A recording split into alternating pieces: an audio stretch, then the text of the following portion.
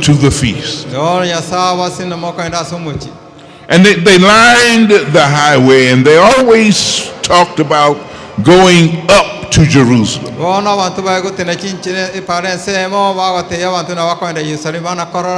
It made no difference whether they were north or south, east or west. Jerusalem was always up.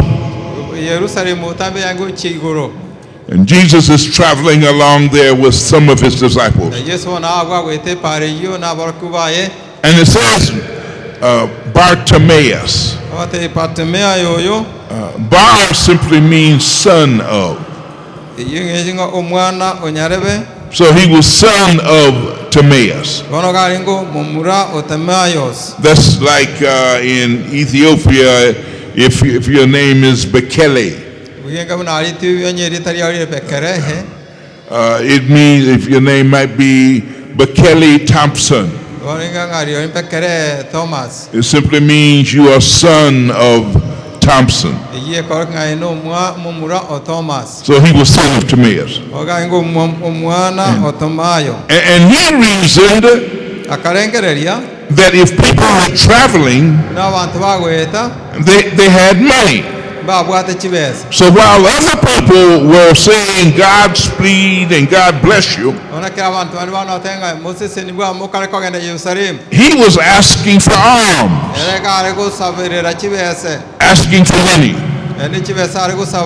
Alms, give me alms. Crying out in his darkness, in his blindness. But then he heard that Jesus was coming along. And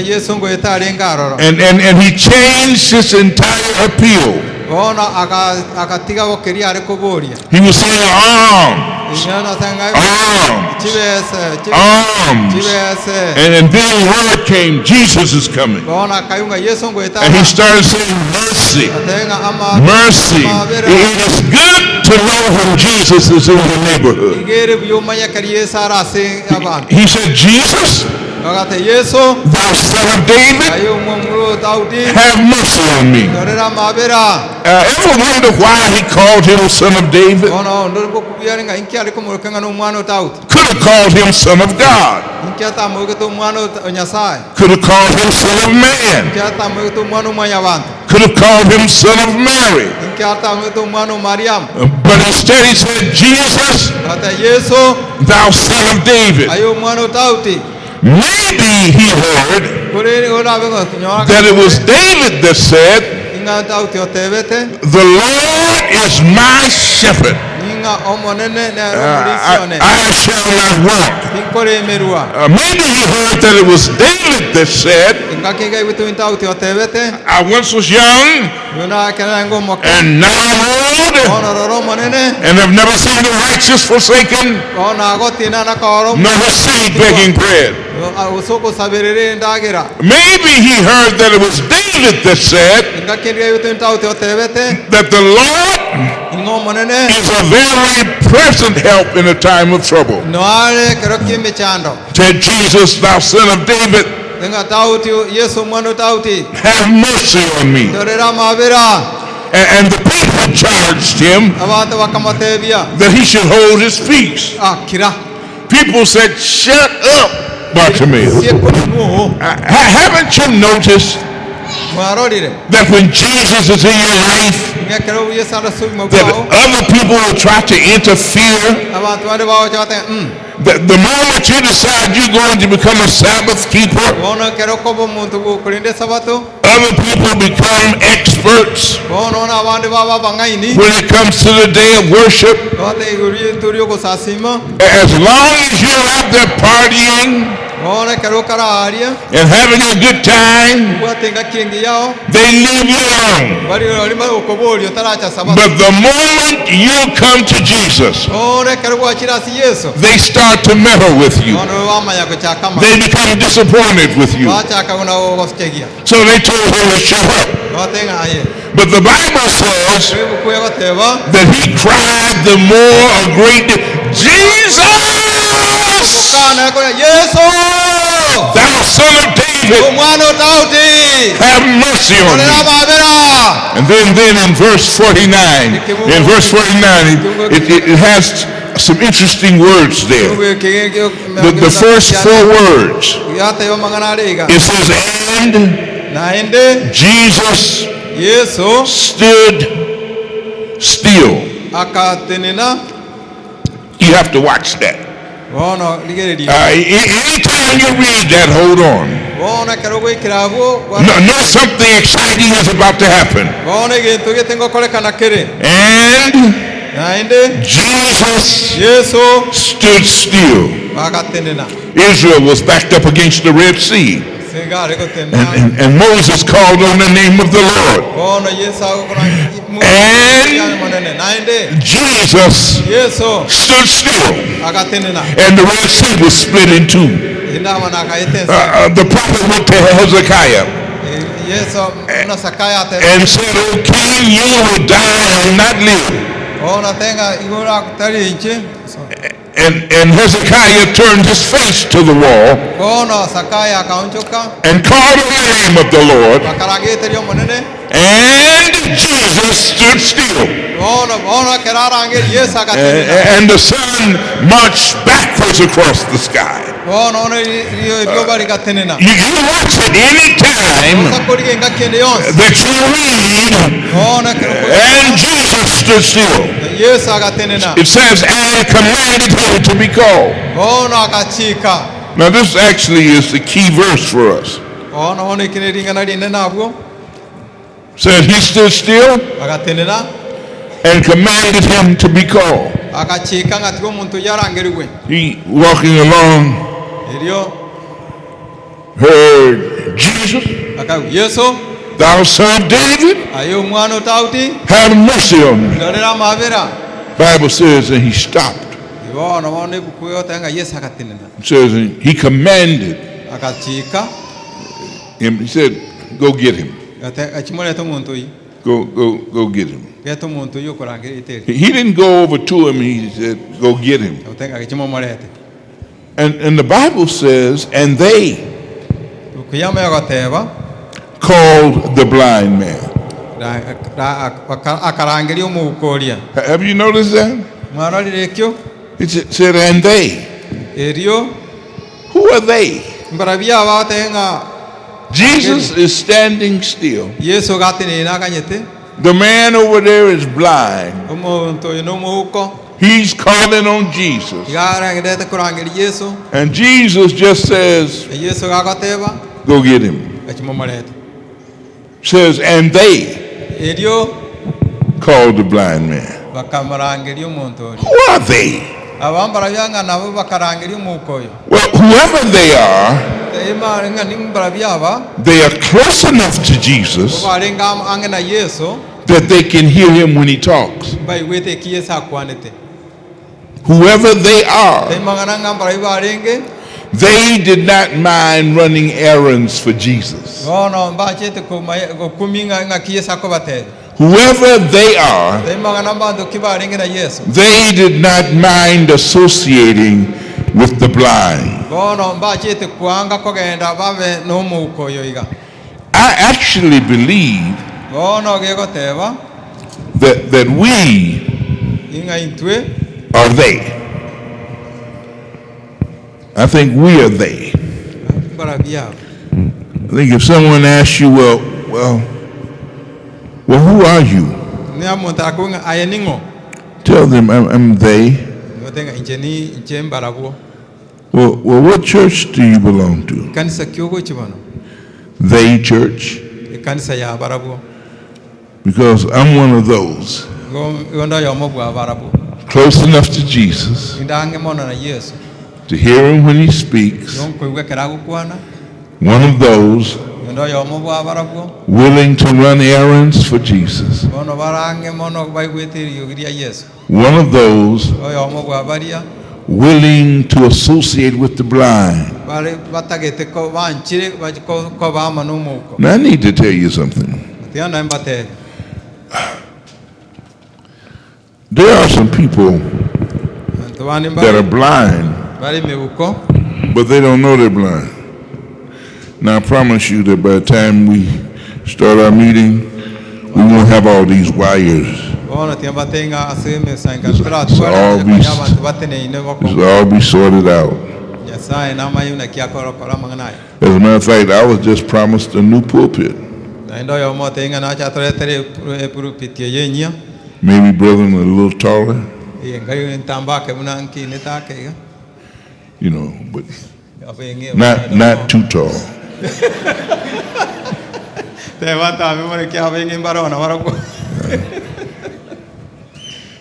Bible says that they went to the blind man and they said three things to him. They said, be of good comfort, rise, he calleth thee.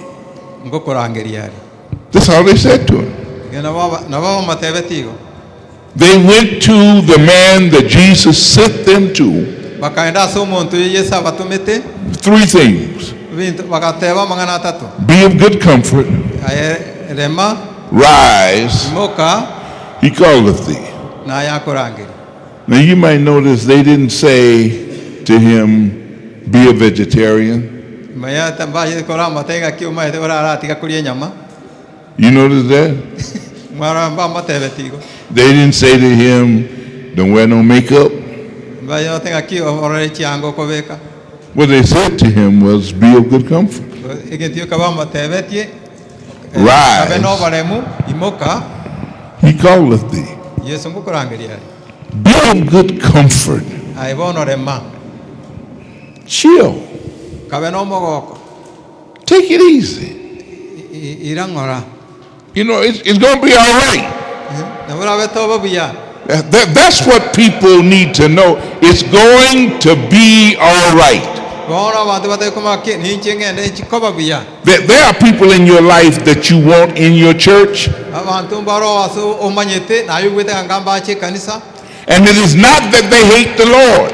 And it is not that they hate the church. Although they do not know it, they're blind. Just and when I say blind, they cannot see what the Lord can do for them. They cannot see how having the Lord in their life is the greatest thing that could ever happen to them. They can't see that. They can't see that the Lord keeps his promises. I hope you know that. That the Lord will keep his promises. Whatever it is that he's promised, he will do. The fault is not usually the Lord's that we don't have what it is we want. It is our faith, our inability to step out of faith. So to be of good comfort, rise, get up. He calleth thee. Not the church calleth thee. Not a denomination calleth thee. Not doctrines that call thee. But Jesus himself calleth thee. The Bible says that he casting away his garments, rose and came to Jesus. You know, they didn't even tell him to cast away his garment.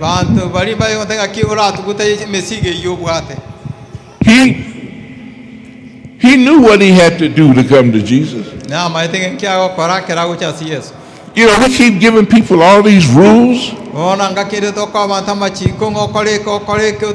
know, people know. I was giving a Bible study to a young lady.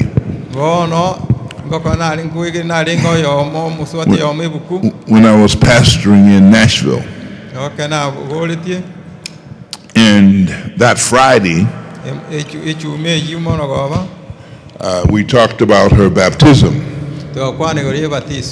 And she told me, she says, you know, Pastor, I want to be baptized tomorrow. I said, okay. She said, but one thing. I said, what is that? She said, I'm not going to take off my jewelry. So I said, have you heard me mention jewelry? She said, no, but I'm just telling you I'm not going to take it off. I said, but I haven't said anything about jewelry. She said, yeah, but I'm just letting you know that I'm not going to take off my jewelry. I said, but we haven't talked about it. We haven't said anything to you about it.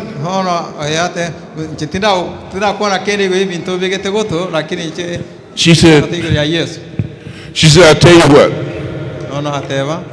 She said, I'll take off my jewelry when the Lord tells me to take it off. So I said, okay. I said, well, why don't you do that the other way? And she says, well, how is that? I said, why don't you take it off until the Lord tells you to put it on? That was maybe 15 years ago. And I still see her every now and then without her jewelry. And I will say to her, he hadn't told you yet?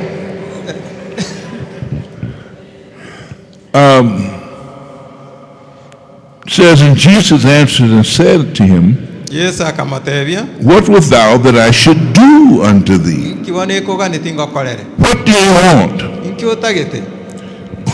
You called on me, what do you want? And the blind man, and I respect him for this, he asked Jesus for exactly what he wanted. He said, Lord, I want to see. He didn't ask for world peace. He didn't ask for all of the hungry to be fed. He asked for what he wanted. He said, I want to see. And then in verse 52, and Jesus said unto him, go thy way. Thy faith has made thee whole. Now get this. Jesus said, go thy way. Thy faith has made thee whole. And immediately, the Bible says, he received his sight and followed Jesus in the way. Now, listen. Jesus said, go your way. Your faith has made you whole. You can see now. Go and take care of your business. Go and do the things you've got to do. Go and address your priorities. But the Bible says, immediately he received his sight and followed Jesus in the way. Jesus said, go your way. But when we can see Jesus' way becomes our way. When we can see what Jesus wants is what we want. When we can see wherever it is that Jesus Jesus wants us to be, that's exactly where we want to be. But it does not happen until we can see. I recommend Jesus. He's a very, very good God. I was on a plane in Paris, France, at Orly Airport. And this gentleman came and sat down beside me.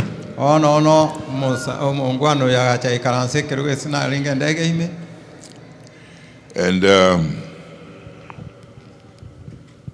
when I'm on a plane, I'm doing one of three things. I'm either reading or working on my laptop or tablet or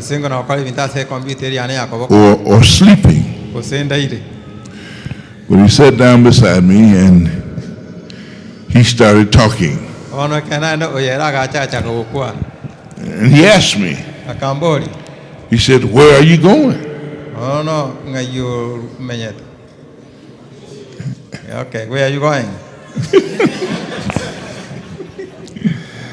And I said, wherever this plane goes.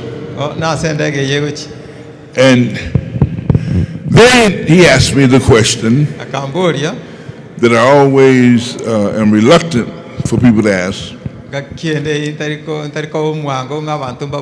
Because once they ask me and I answer, I have to stop being rude. He said, "What do you do for a living?" So I said, "I'm a pastor." He said, "You're a pastor?" I said, "Yes." He said, "What church?" I said, "The Seventh-day Adventist Church." He said, "Well, they must pay their pastors really well."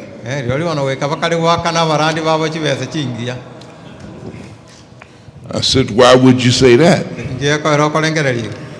He said, "Because, you're flying first class.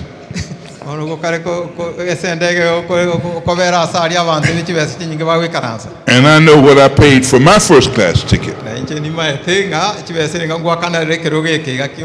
So I told him, I said, "No." I said, "As a matter of fact, they don't pay well at all. That's not the reason I'm flying first class."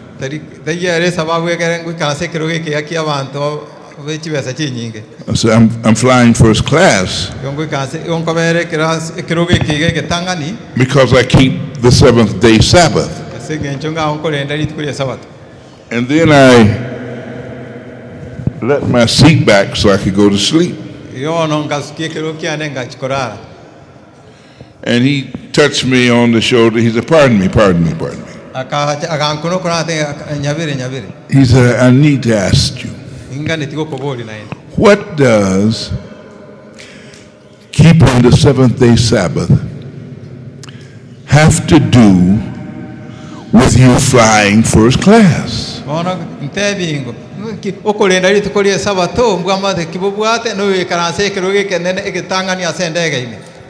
I said, "Well, the Lord said that if I would keep his seventh-day Sabbath, that he would cause me to ride on the high places of the earth." So then this is just riding on the high place. I'm supposed to have a first class life. He promised it to me. And the Lord keeps his word. Do you know that? He keeps his word. He does what he says he will do. I need you to stand with me now. Everyone to stand.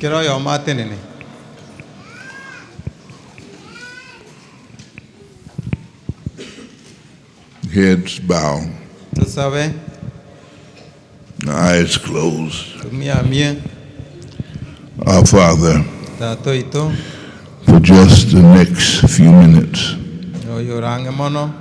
we are going to appeal to your people. We ask that your Spirit might lead and guide. In Jesus' name we pray. Amen. Amen. What I am in need of, you can sit down. I'd like to have all of the people sitting on this front row right here to move out.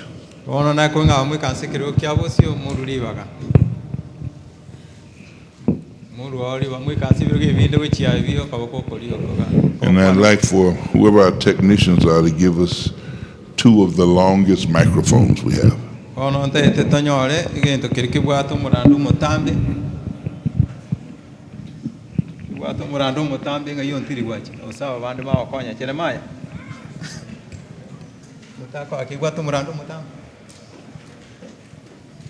Check one of these, the longest cord.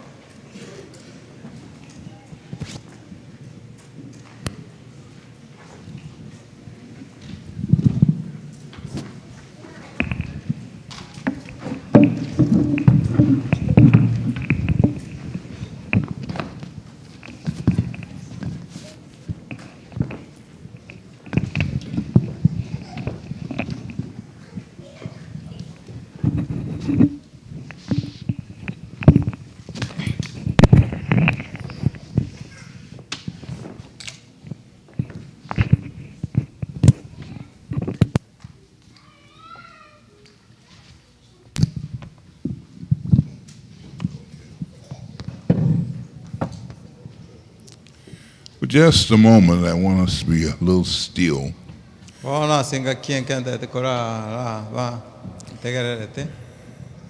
I want to make an appeal for 3 groups of people.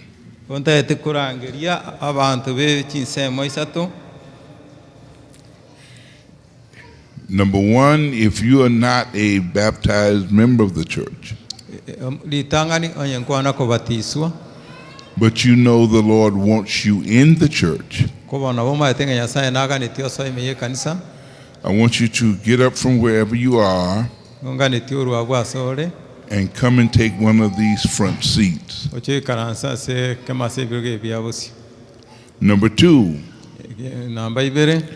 if you are a baptized member of the church, but you know that you are consistently living outside of the teachings of the church,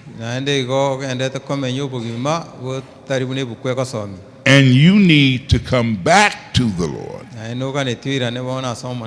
I would like for you to come up and take one of these seats. Number 3, if you are a consistent member of whatever church it is,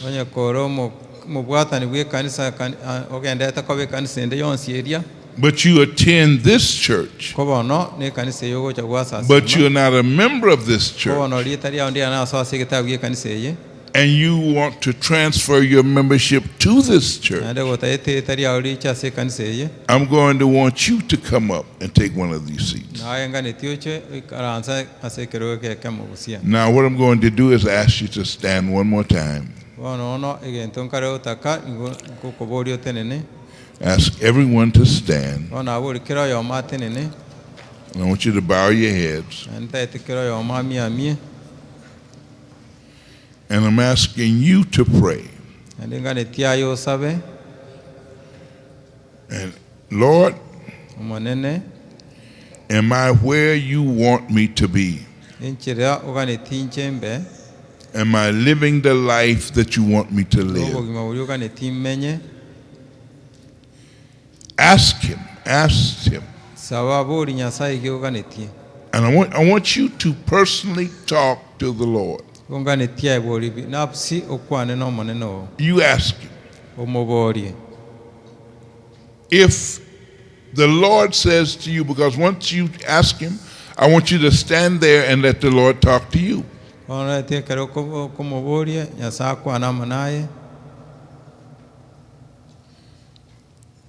I where I am supposed to be in thee? If the Lord says to you that you are exactly where he wants you to be, then all I want you to do is sit down. But I don't want you to sit down until he says that to you. If the Lord says to you that you need to make a change, you either need to come to him, come back to him. There's a change that you need to make. I want you to step out and come down front. Won't you pray now? And as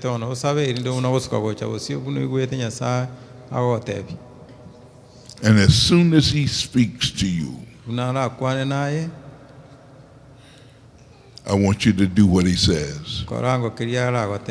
If he says for you to sit down, sit down. And he will say to you, he will speak to you.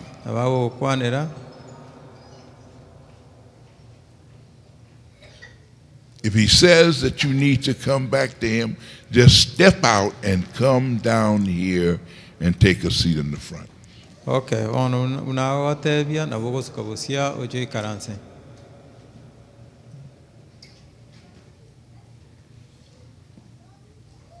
Thank you. Is he speaking to you? Thank you.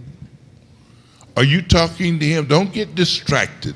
Don't look around. If you have a relationship with the Lord, you ought to be able to talk to him, and he ought to be able to talk to you.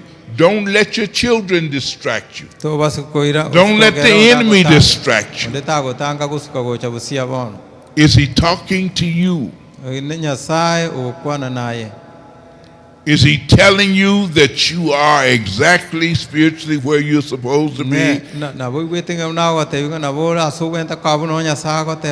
If he is saying that to you, then all you have to do is just sit down.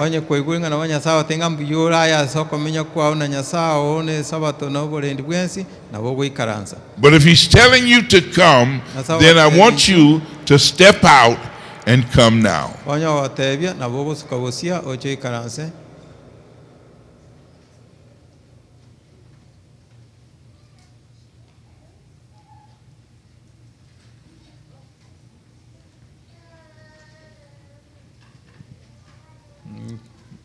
Thank you for those who are coming.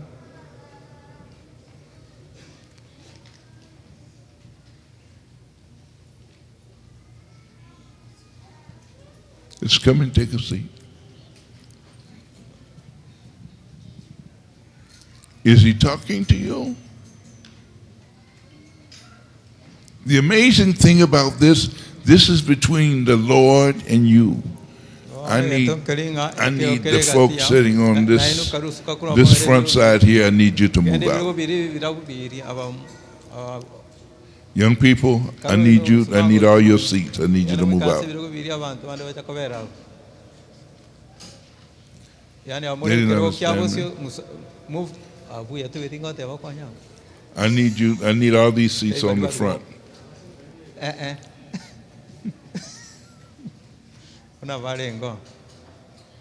Okay. Aye koi wetenga na bugane Dios kewo chabosia inga kinere yoire. Unanya sa ukwana naye. If he speaks to you, if he is telling you that you need to make the change, and then come and take a front seat. I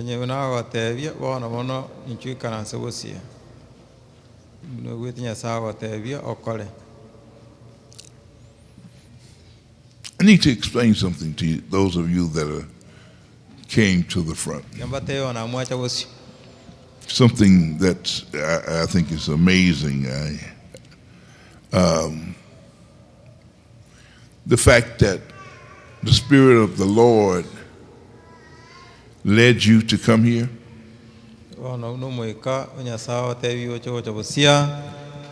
That means that He plans on saving you. Now, to me, that's the most exciting thing in the world. He would never have you to come here if He did not plan on saving you. No matter what you have done, or what you are doing, or what situation you're in, or what kind of person you are, the Lord thinks enough of you that He says, you come, I'll work with you, and I'll save you. Now, to me, that's great. There's nothing greater than that. Now, some of you came for baptism, or rebaptism, or to change your, to transfer your membership. I promise you that after you leave here, the enemy is going to have you to reconsider. Do I really need to do that? He will send people to you. Well, why did you go down? Well, what did it mean? Well, you know, you really don't need to do that.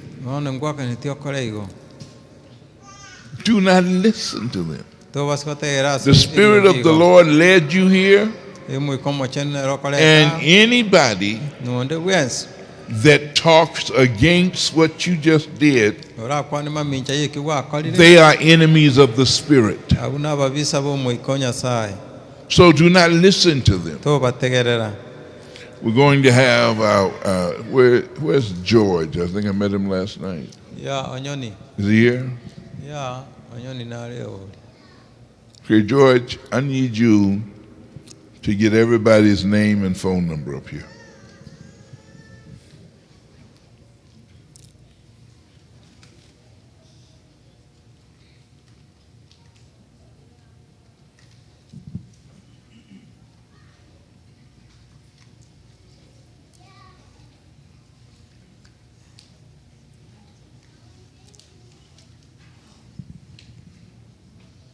Is there somebody else that can help George? We have a church clerk.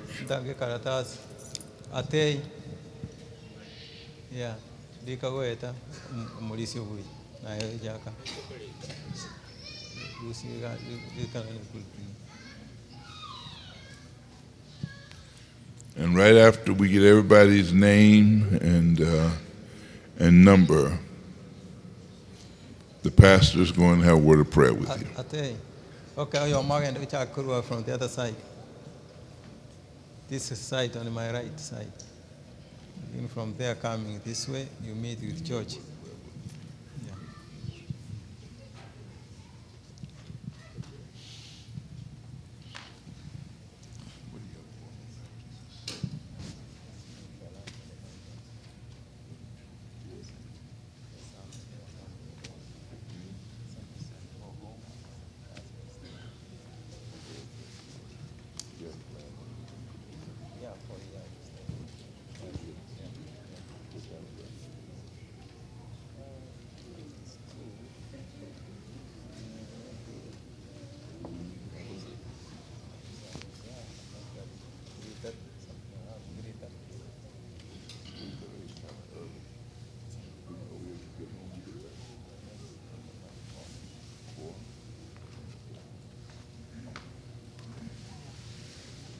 Oh, to Jesus I surrender. Oh, to Him I freely give. I will ever love and trust Him in His presence daily reign. I surrender all. I surrender all to Him, my blessed Savior. I surrender all. 309. Oh, to Jesus I surrender, humbly at His feet I bow. Worldly pleasures all forsaken, take me, Jesus, take me now. I surrender all. I surrender all to Thee, my blessed Savior. I surrender all to Jesus I surrender. Make me Savior, holy Thine. Let me feel the Holy Spirit, truly know that Thou art mine. I surrender all. I surrender all to Thee, my blessed Savior. I surrender all. Amen. We do thank you for the brethren for getting the names and the phone numbers. Now, what I will do is we'll make a copy of these, and I give a copy to the pastor. And he will contact each one of you about your decision. But not only that, I will keep a copy. And over the next week, I will contact each one of you and talk about the decisions that you made. And have a word of prayer with you. Will that work? All right, wonderful. The pastor is going to pray for you now. Okay, dear pastor, let's pray, all of us. Father and God in heaven, we thank you for this day that you have been blessed. We know that the devil is not happy when he sees souls coming to you. He can bring all excuses. He can discourage us in many ways. But we pray and we thank you that the devil has been defeated this morning. So for those who made a decision, you know each one what kind of decision was made. So we pray, as you have promised, you will fulfill. What you say, you will do. That those who come to you, you give them power to become your children. It's what you have just done. So now we commit them to you, God, because the devil is going to discourage them in many ways, but with you, they will be always victorious. And if there is one who did not make a decision, we pray for that individual as well, that as we come back this evening, that decision will be made also. We thank you, and all what you have done for us this day, may your will be done, and through the speaker of the day, and all of us listeners, and those who have not come yet. We thank you. This we ask in Jesus' name. Amen.